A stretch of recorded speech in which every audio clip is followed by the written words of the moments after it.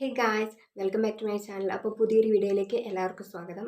അപ്പോൾ ഞാനിന്ന് വന്നിട്ടുള്ളത് എൻ്റെ പ്രഗ്നൻസി ആൻഡ് DNC സ്റ്റോറീനെ പറ്റി പറയാൻ വേണ്ടിയിട്ടാണ്. ഇന്നത്തെ വീഡിയോ ഒരു ഹാപ്പി ആയിട്ടുള്ളതോ ഒരു എൻ്റർടൈൻമെൻ്റ് ആയിട്ടുള്ള ഒരു വീഡിയോ അല്ല. അപ്പോൾ ഇങ്ങനത്തെ വീഡിയോസ് കാണാൻ ഇഷ്ടമില്ലാത്തവർക്ക് ഇത് സ്കിപ്പ് ചെയ്ത് പോകാം കേട്ടോ. അപ്പം ഈ വീഡിയോയിൽ എനിക്ക് പ്രഗ്നൻ്റ് ആവാൻ വേണ്ടിയിട്ട് ഹെൽപ്പായിട്ട് ഉള്ള 2 കാര്യങ്ങളും കൂടെ ഞാനിതിൽ ഷെയർ ചെയ്യുന്നുണ്ട്. അപ്പം വീഡിയോ ആരും സ്കിപ്പ് ചെയ്യാതെ കാണുമെന്ന് വിചാരിക്കുന്നു. ഞാനിപ്പോൾ പറയാൻ പോകുന്നത് എൻ്റെ 3rd പ്രഗ്നൻസി ആൻഡ് DNCനെ പറ്റിയാണ് പറയുന്നത്. അതിന് മുമ്പ് 2 വട്ടം ഇതേപോലെ പ്രഗ്നൻ്റ് ആയിട്ട് അബോർഷൻ ചെയ്യേണ്ടി വന്നിട്ടുണ്ട്. ഒന്ന് ടാബ്ലറ്റ് കഴിച്ചിട്ടും പിന്നെ ടാബ്ലറ്റ് കഴിച്ച് പോകാനായിട്ട് DNC ചെയ്യേണ്ടി വരികയായിരുന്നു ചെയ്തിട്ടുണ്ടായിരുന്നത്. അപ്പം മൂന്നാമത്തേനെ പറ്റിയാണ് ഞാൻ പറയുന്നത്. അപ്പം മൂന്നാമത്തെ പ്രഗ്നൻസിൻ്റെ ടൈമിൽ ഞാൻ വർക്ക് ചെയ്തുകൊണ്ടിരിക്കുകയായിരുന്നു. അപ്പം വർക്ക് ഇരിക്കുന്ന ടൈമിൽ നമ്മൾ കൊയിലാണ്ടിയായിരുന്നു വർക്ക് ചെയ്യുന്നത്. ഹസ്ബൻഡിൻ്റെ വീട് കൊയിലാണ്ടിയാണ്, എൻ്റെ വീട് വയനാടാണ്. അപ്പോൾ വയനാടുള്ള ബത്തേരി ഹോസ്പിറ്റലാണ് നമ്മൾ കാണിക്കുന്നത്. ഒരു മാസമൊക്കെ നമ്മൾ കണ്ടിന്യൂ ആയിട്ട് കാണിക്കുന്നുണ്ടായിരുന്നു. അതിന് മുമ്പ് നമ്മൾ കാണിച്ചായിരുന്നെങ്കിലും പിന്നെ കണ്ടിന്യൂ ആയിട്ട് കാണിക്കുന്നൊന്നും പിന്നെ അതവിടെ നിർത്തിയിട്ടുണ്ടായിരുന്നു. പിന്നെ വർക്ക് ചെയ്യാൻ കയറി 2 മാസം കഴിഞ്ഞതിന് ശേഷമാണ് പിന്നെയും തുടർച്ചയായിട്ട് കാണിക്കാൻ വേണ്ടി തുടങ്ങിയത്. അപ്പം ഒരു മാസം കൊണ്ട് തന്നെ പ്രഗ്നൻ്റ് ആയിട്ടുണ്ടായിരുന്നു. അപ്പോൾ പ്രഗ്നൻ്റായി ടെസ്റ്റ് പോസിറ്റീവ് ആയപ്പോഴാണ് പ്രഗ്നൻ്റ് ആണെന്ന് അറിഞ്ഞത്. എൻ്റെ പീരീഡ്സ് മിസ്സായി അന്നേരം തന്നെ ടെസ്റ്റ് ചെയ്തിട്ടുണ്ടായിരുന്നു. കാരണം മുമ്പും പീരീഡ്സ് ഡേറ്റ് മിസ്സായ അന്നേരം തന്നെ പോസിറ്റീവ് കാണിച്ചിട്ടുണ്ടായിരുന്നു. അപ്പോൾ പിന്നെ ഇനി കാണിക്കാൻ വരുന്നേരം ഫസ്റ്റ് തന്നെ വന്ന് കാണിക്കണം, അധികം ലേറ്റ് ആവണ്ടെന്ന് ഡോക്ടർ പറഞ്ഞിട്ടുള്ളത് കൊണ്ട് തന്നെ പീരീഡ്സ് മിസ്സായ അന്നേരം തന്നെ ടെസ്റ്റ് ചെയ്തിട്ടുണ്ടായിരുന്നു. അപ്പോൾ പോസിറ്റീവ് ആയിട്ടുണ്ട്. അപ്പം നമ്മൾ കാണിക്കാൻ വേണ്ടി വയനാട്ടിലേക്ക് പോയി.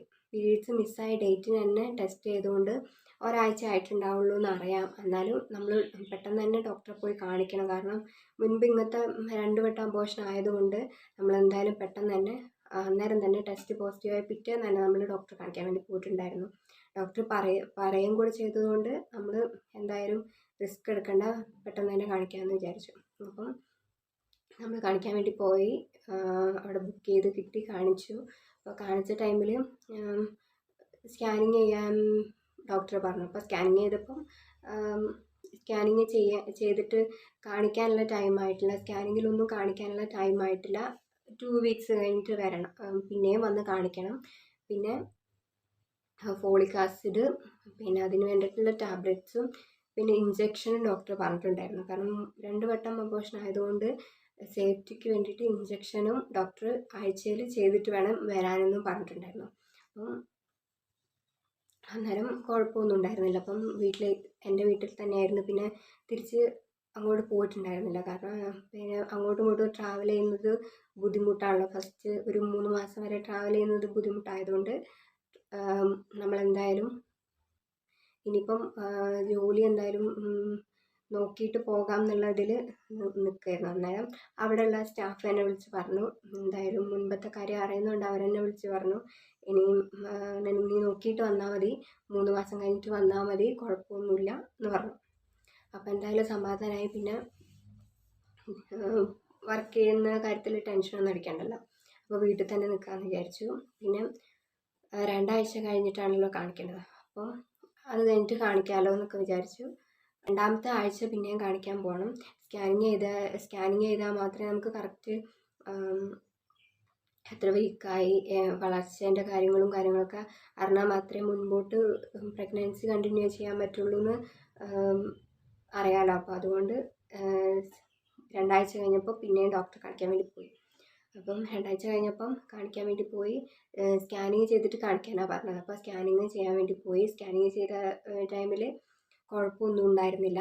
പിന്നെ ഫസ്റ്റ് തവണയാണ് ഹാർട്ട് ബീറ്റ് സ്കാനിങ് ചെയ്ത ടൈമിൽ ഹാർട്ട് ബീറ്റും വന്നിട്ടുണ്ടായിരുന്നു.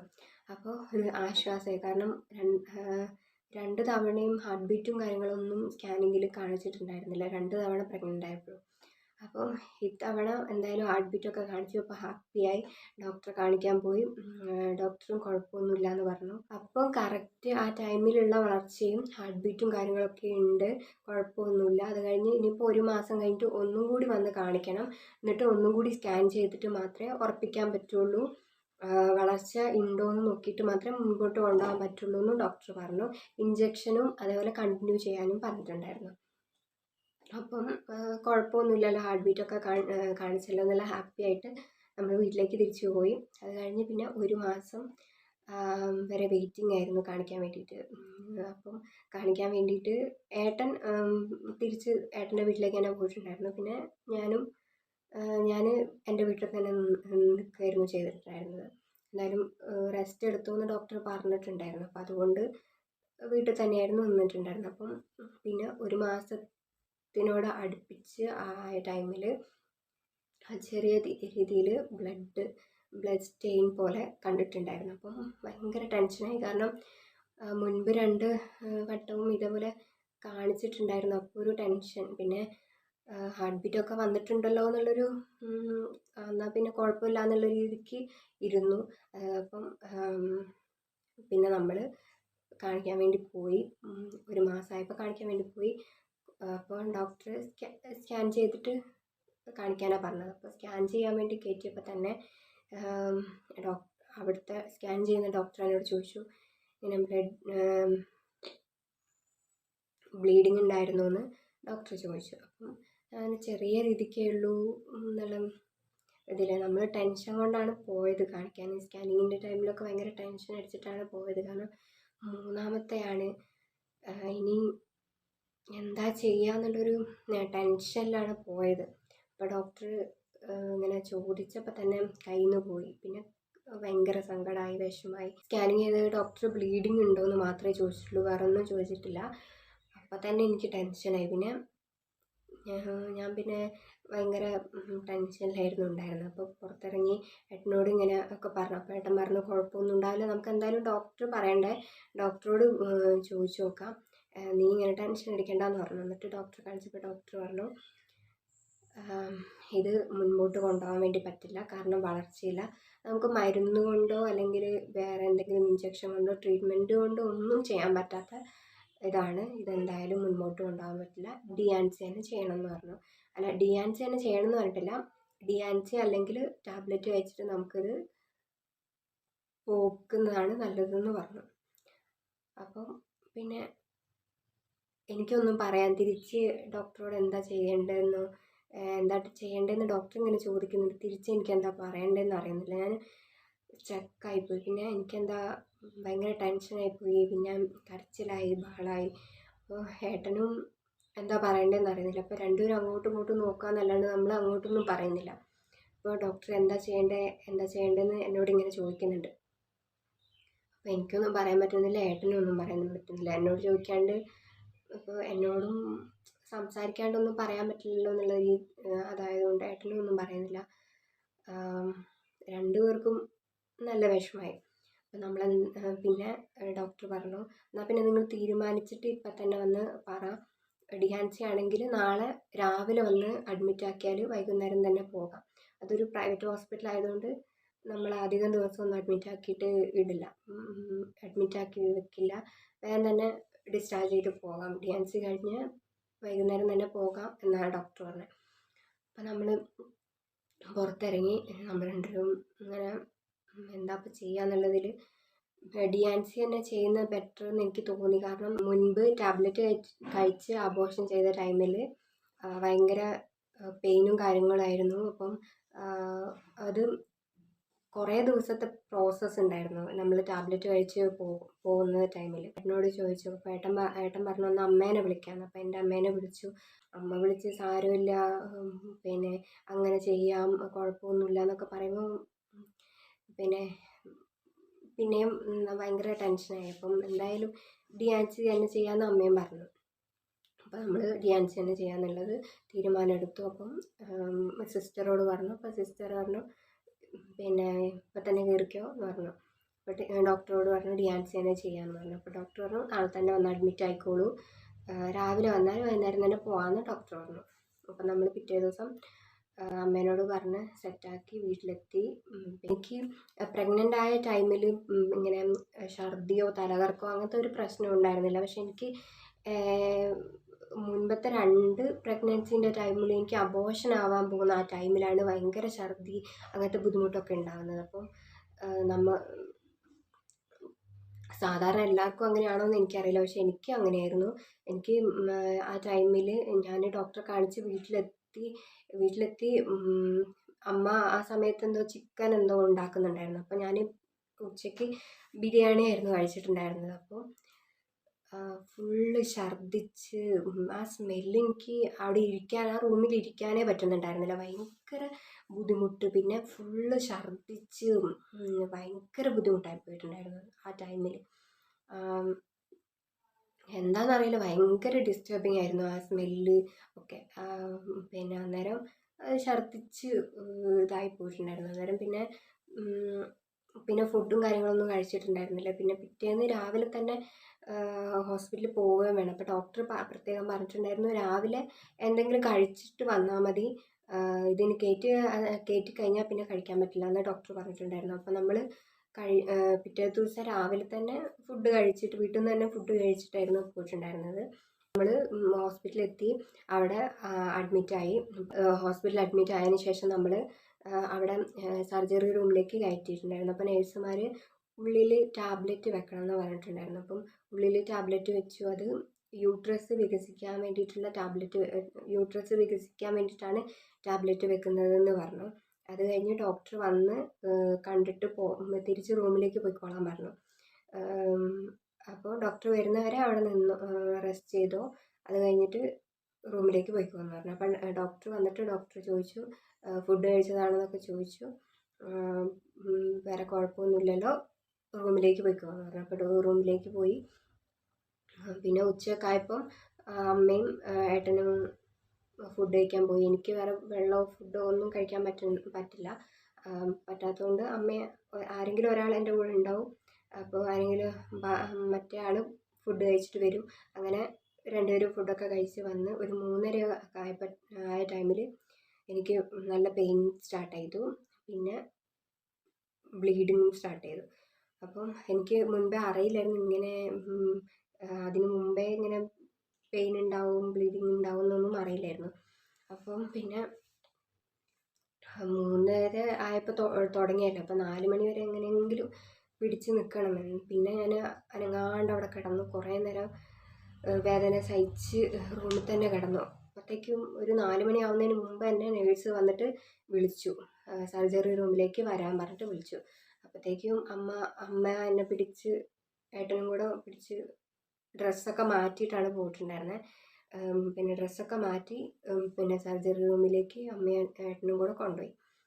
അപ്പോൾ എനിക്ക് നടക്കാനൊന്നും തീരെ പറ്റുന്നുണ്ടായിരുന്നില്ല. അങ്ങനെ സർജറി റൂമിലേക്ക് കൊണ്ടുപോയി. അപ്പം ഞാൻ വിചാരിച്ചു ഡോക്ടർ വന്നിട്ടുണ്ടാവും എന്നൊക്കെ വിചാരിച്ചിട്ടാണ് പോയത്. പക്ഷേ ഡോക്ടർ വന്നിട്ടുണ്ടായിരുന്നില്ല ആ ടൈമിൽ.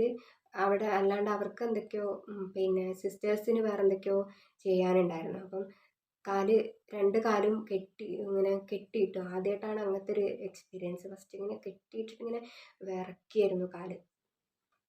അത് ഇപ്പം പറയുമ്പോൾ ഒരു പിന്നെ സിമ്പിളാണെങ്കിലും പക്ഷെ ആ ടൈമിൽ ഭയങ്കര ബുദ്ധിമുട്ടായിരുന്നു. കാരണം കാലിങ്ങനെ വിറച്ചുകൊണ്ടിരിക്കുക. കാലിങ്ങനെ നമുക്ക് നേരെ വെക്കാൻ പറ്റില്ല. രണ്ടും ഇങ്ങനെ കെട്ടിയിട്ടത് കൊണ്ട് ഭയങ്കര ബുദ്ധിമുട്ടായിരുന്നു. അതിന് ശേഷം അവർ ഇഞ്ചക്ഷൻ ചെയ്തു. അവിടെ ഇഞ്ചക്ഷൻ ചെയ്തു. പിന്നെ എന്തോ സ്പ്രേ ഒക്കെ ചെയ്തിട്ട് ക്ലീനൊക്കെ ചെയ്തു. എന്നിട്ട് ഡോക്ടർ ഇപ്പോൾ വരും, വെയിറ്റ് ചെയ്യാൻ പറഞ്ഞു. ഡോക്ടർ അത് കഴിഞ്ഞ് കുറേ ടൈം കഴിഞ്ഞിട്ടാണ് ഡോക്ടർ വന്നത്. ഡോക്ടർ വരുമ്പോഴത്തേക്കും കണ്ണൊക്കെ മൂടി വെച്ചിട്ടുണ്ടായിരുന്നു. കണ്ണൊക്കെ ഒരു തുണി കൊണ്ട് മൂടി വെച്ച് മുകളിലേക്ക് കയറി കിടന്നോ എന്നുള്ള രീതിക്ക് പറഞ്ഞു. അപ്പോൾ ഡോക്ടർ വന്നു. ഡോക്ടർ വന്നിട്ട് ഭയങ്കര ഒരു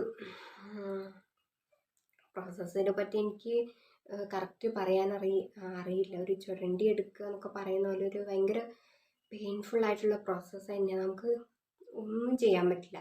എങ്ങനെയെങ്കിലും കഴിഞ്ഞാൽ മതി ഒരു ചിന്തയായിരുന്നു മനസ്സിൽ. കഴിഞ്ഞ് അത് ചെയ്യുന്ന ടൈമിൽ ഭയങ്കര പെയിനാണ്.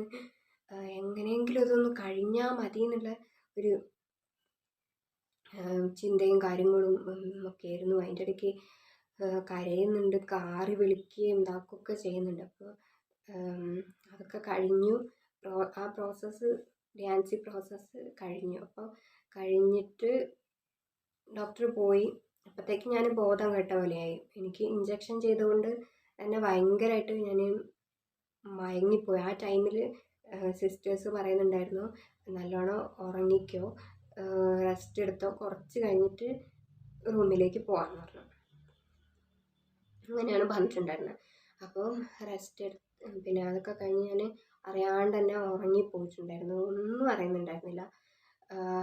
എന്തൊക്കെയോ പറയുന്നിങ്ങനെ കേൾക്കുന്നുണ്ട് എന്നല്ലാണ്ട് എനിക്ക് ഒന്നും പറയാനോ ഒന്നിനും പറ്റാത്തൊരു, അങ്ങനെ അബോധാവസ്ഥയിൽ ഉറങ്ങുന്ന പോലെ തന്നെ ഉറങ്ങിപ്പോയിട്ടുണ്ടായിരുന്നു. അതൊക്കെ കഴിഞ്ഞ് പിന്നെ കുറച്ച് കഴിഞ്ഞപ്പോൾ സിസ്റ്റർ വന്ന് വിളിച്ചു, എണീക്കാൻ പറഞ്ഞു. എണീച്ച് അവിടെ തന്നെയുള്ളൊരു വാർഡിലേക്ക് മാറ്റുന്ന, വാർഡല്ല, അവിടെ തന്നെ ഒരു കട്ടിലും കാര്യങ്ങളും ഉണ്ട്, അവിടെ റെസ്റ്റ് എടുത്തോളാൻ പറഞ്ഞു. അപ്പം അവിടേക്ക് മാറിക്കിടന്നു. അത് കഴിഞ്ഞ് കുറച്ച് കഴിഞ്ഞപ്പോൾ ഡോക്ടർ വന്നു. ഡോക്ടർ വന്നിട്ട് പറഞ്ഞു, ഇപ്പോൾ കുഴപ്പമൊന്നുമില്ലല്ലോ, പെയിനൊന്നുമില്ലല്ലോ, പെയിനൊന്നുമില്ലെങ്കിൽ ഒരു മണിക്കൂറിന് ഇപ്പോൾ റൂമിലേക്ക് പോയിക്കോ, അത് കഴിഞ്ഞിട്ട് ഒരു മണിക്കൂർ കഴിഞ്ഞിട്ട് പിന്നെ തിരിച്ച് വീട്ടിലേക്ക് പോയിക്കോ, അങ്ങനെയാണ് പറഞ്ഞിട്ടുണ്ടായിരുന്നത്. പിന്നെ അതിന് മുമ്പ് എന്തെങ്കിലും ചായയോ ചെറിയ രീതിക്ക് റസ്കോ അല്ലെങ്കിൽ ബിസ്ക്കറ്റോ അങ്ങനെ എന്തെങ്കിലും കഴിച്ചോ, ഹാർഡായിട്ടുള്ള ഒരു സാധനം ഇപ്പം കഴിക്കണ്ടെന്ന് പറഞ്ഞു. അപ്പം അതൊക്കെ കഴിഞ്ഞ് കുറച്ച് നേരം അവിടെ കിടന്ന് അപ്പോഴാണ് ഡോക്ടർ പോയി. അത് കഴിഞ്ഞിട്ട് എന്നോട് റൂമിലേക്ക് പോകാൻ പറഞ്ഞു. അപ്പം അമ്മയും ഏട്ടനൊക്കെ അവിടെ വെയിറ്റ് ചെയ്ത് നിൽക്കുന്നുണ്ടായിരുന്നു. അപ്പം അവർ കൂട്ടി റൂമിലേക്ക് പോയി. റൂമിലേക്ക് പോയപ്പോൾ ഏട്ടൻ വേഗം തന്നെ ചായ വാങ്ങിക്കൊണ്ടുവന്നു. ഏട്ടനോട് പറഞ്ഞിട്ടുണ്ടായിരുന്നു ഇങ്ങനെ ഫുഡ് ഇനിയിപ്പോൾ ചായ കുടിച്ചോട്ടെ, അങ്ങനെ ഏട്ടനോട് പറഞ്ഞിട്ടുണ്ടായിരുന്നു. അപ്പോൾ ഏട്ടൻ വേഗം തന്നെ പോയി ചായയൊക്കെ വാങ്ങിക്കൊണ്ടുവന്ന് ചായ കുടിച്ചു. പിന്നെ റസ്ക്കും വാങ്ങിക്കൊണ്ടുവന്നിട്ടുണ്ടായിരുന്നു. അതൊക്കെ കുടിച്ചിട്ട് അവിടെ കിടന്നു. അപ്പോൾ പിന്നെ അത് കഴിഞ്ഞ് കുറച്ച് നേരം കൂടെ റെസ്റ്റ് എടുത്തിട്ടാണ് നമ്മൾ തിരിച്ച് വീട്ടിലേക്ക് പോയിക്കോന്ന് പറഞ്ഞത്. അത് അപ്പോൾ എന്തെങ്കിലും പ്രശ്നം ഉണ്ടോ എന്നൊക്കെ ഒന്ന് നോക്കിയിട്ട് മാത്രമേ നമ്മൾ തിരിച്ച് വീട്ടിലേക്ക് വിടുള്ളൂ. അപ്പോൾ കുഴപ്പമൊന്നും ഉണ്ടായിരുന്നില്ല, ചെറിയൊരു തലകറക്കം പോലെ ഉണ്ടായിരുന്നുള്ളൂ, ബാക്കി കുഴപ്പമൊന്നും ഉണ്ടായിരുന്നില്ല. പക്ഷേ DNC ചെയ്തുകൊണ്ട് തന്നെ ആ ഒരു കുറച്ച് ടൈമിലുള്ള പെയിന് മാത്രമേ നമുക്ക് ഉള്ളൂ. പക്ഷേ നമ്മൾ ടാബ്ലറ്റ് കഴിച്ചിട്ട് നമ്മൾ വീട്ടിൽ നിന്ന് തന്നെ അബോർഷൻ ചെയ്യുകയാണെങ്കിൽ ഭയങ്കര ബുദ്ധിമുട്ടാണ്. രണ്ടാമത്തെ പ്രഗ്നൻസിൻ്റെ ടൈമിൽ എനിക്ക് ടാബ്ലറ്റ് കഴിച്ചിട്ട് പോവാനായിട്ട് പിന്നെയും DNC ചെയ്യേണ്ട അവസ്ഥ വന്നതുകൊണ്ടാണ് ഞാൻ എന്തായാലും DNC തന്നെ ചെയ്യാമെന്ന് വിചാരിച്ചത്. കാരണം അത് ഒരൊറ്റ പ്രോസസ്സിൽ തന്നെ അത് കഴിയല്ലോ എന്ന് വിചാരിച്ചിട്ട്. അപ്പോൾ നമുക്ക് പെയിനും കാര്യങ്ങളും ആ ടൈമിലും കഴിഞ്ഞിട്ട് ഒരു മണിക്കൂർ കഴിഞ്ഞിട്ട് നമുക്ക് പെയിനുണ്ട്. അതിന് വേണ്ടിയിട്ട് പെയിന് മാറാനുള്ള ഗുളികയും കാര്യങ്ങളൊക്കെ ഡോക്ടർ എഴുതി തന്നിട്ടുണ്ട്.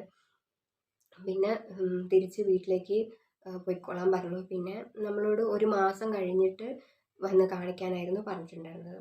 അപ്പോൾ ഇതൊക്കെയായിരുന്നു പ്രഗ്നൻസി ആൻഡ് DNC സ്റ്റോറി.